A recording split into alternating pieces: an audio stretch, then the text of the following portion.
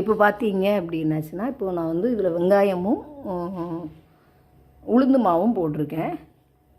இதில் வந்து நம்ம இப்போ மல்லி இலையை வந்து போட்டுடலாம்.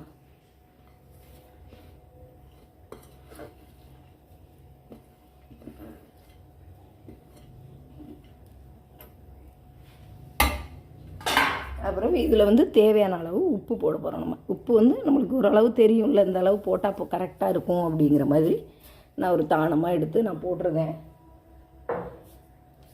இதில் வந்து வெங்காயம் நிறைய போட்டுட்டிங்கன்னா கூட தண்ணி நிறைய வந்து அது வந்து ரொம்ப லூஸ் ஆகிறதுக்கு சான்ஸ் இருக்குது. வெங்காயமும் அளவாக தான் போடணும்.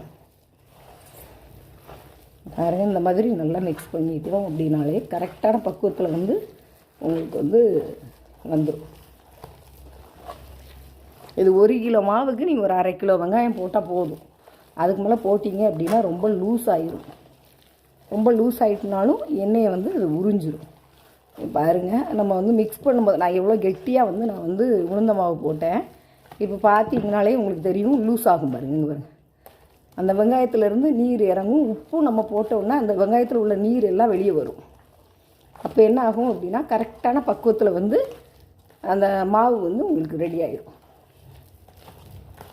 இதுவும் நான் வந்து என்ன பண்ணுவேன் அப்படின்னா, இதை அப்படியே எடுத்து ஃப்ரிட்ஜில் வச்சுட்டு நான் வந்து 3:30க்கு தான் நான் வந்து கடைக்கு போவேன். அதுலேயுமே இன்னும் கொஞ்சம் அது நீர் இறங்கி கரெக்டான பக்குவத்துக்கு வந்துடும். நம்ம கடையில் போய் போடும்போது ரொம்ப கரெக்டாக ரொம்ப பர்ஃபெக்டாக இருக்கும். இது இந்த பாருங்கள் எவ்வளோ லூஸ் ஆகிடுச்சு பாருங்கள். நான் எடுத்து போடும்போது எவ்வளோ கெட்டியாக இருந்தது, இப்போ எவ்வளோ லூஸாக இருக்குது பாருங்கள். இதை வந்து நம்ம வந்து கையில் வந்து தண்ணியை தொட்டுட்டு நான் இப்போ உங்களுக்கு போட்டு ஒன்று சும்மா அப்படி கையில் வச்சு காமிக்கிறேன். இப்போ பார்த்திங்கன்னா அந்த தண்ணியில் வந்து லைட்டாக அப்படி கையை தொட்டுட்டு நல்லா அந்த விரலில் எல்லாத்தையும் தொட்டுட்டு நீங்கள் இப்படி ரவுண்டாக எடுத்திங்கன்னா மாவு பார்த்திங்கன்னா அப்படி அழகாக உருண்டு வரும். இப்படி இந்த மாதிரி டைமில் நீங்கள் வந்து இப்படி வச்சுட்டு நடுப்பகுதியில் ஓட்டையை போட்டுட்டு நீங்கள் வந்து எண்ணெய்க்குள்ளே போட்டுட்டா ரொம்ப பர்ஃபெக்டாக சூப்பராக வரும். நீங்களும் ட்ரை பண்ணி பாருங்கள். வேறு ஏதாவது டவுட் இருந்தாலும் எனக்கு வந்து மெசேஜ் அனுப்புங்க. ஃபோன் நம்பர் கூட நான் ஆல்ரெடி கொடுத்துருப்பேன். உங்களுக்கு ஏதாவது டவுட் இருந்துச்சுன்னா கூட அந்த ஃபோன் நம்பருக்கு நீங்கள் வந்து கால் பண்ணிங்கன்னா கண்டிப்பாக நான் உங்களுக்கு வந்து சொல்லித்தரேன்.